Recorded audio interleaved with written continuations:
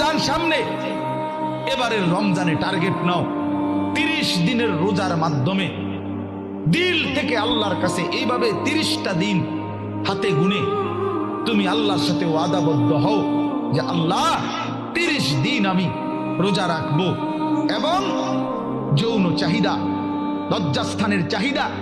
অশ্লীলতা, বেহায়াপনা, নর্তকী, নাচ গান, উলঙ্গ ছবি দেখা, নারীকে নিয়ে চিন্তা ভাবনা, মেয়েকে নিয়ে অশ্লীল চিন্তা ভাবনা,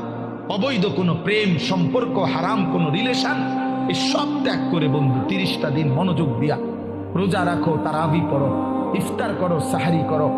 তাসবিহ পড়ো, তিলাওয়াত করো, কোনো আলেমে দ্বীনের সাথে উঠা বসা করো, ইমাম সাহেবের সাথে সম্পর্ক করো। ইনশাআল্লাহ দেখবা